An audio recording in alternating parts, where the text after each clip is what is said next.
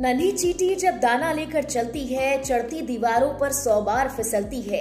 मन का विश्वास रगों में साहस भरता है, गिरकर चढ़ना चढ़कर गिरना उसे ना अखरता है। आखिर उसकी मेहनत बेकार नहीं होती, कोशिश करने वालों की कभी हार नहीं होती। नमस्कार, स्वागत है आप सभी का लोकमत हिंदी पर। मैं हूं आपके साथ मेघना सचदेवा।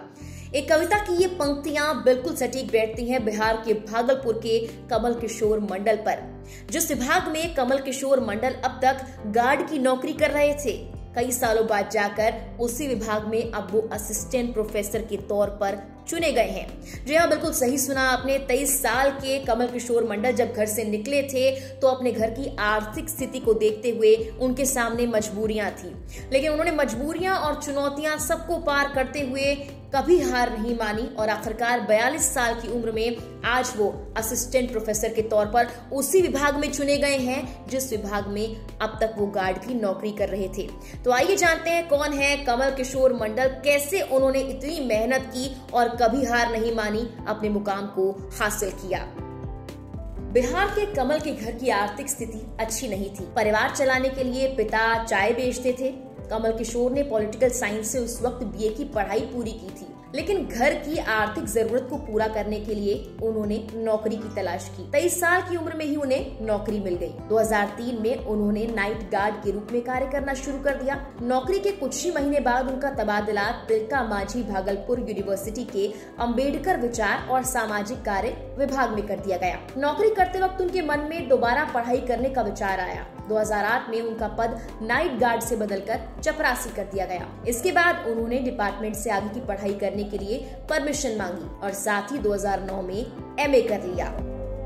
एमए करने के बाद भी उनकी जो पढ़ाई करने की इच्छा थी वो खत्म नहीं हुई। अपने मुकाम को हासिल करने के लिए उन्होंने हमेशा आगे बढ़ने की कोशिश की।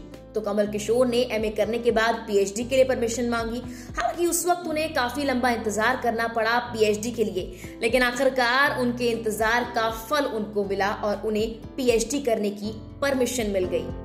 बस फिर क्या था, 2013 में अपनी पीएचडी शुरू की, 2017 में अपनी थीसिस जमा कर दी, 2019 में पीएचडी की डिग्री भी मिल गई। सुबह वो पढ़ाई करते, दिन में ड्यूटी और रात में रिवीजन। पीएचडी के बाद उन्होंने यूजीसी नेट की परीक्षा पास कर ली। इसके साथ ही कमल ने नौकरियों की तलाश भी जारी रखी। हालांकि मेहनत करने वालों की मदद किस्मत भी करती है।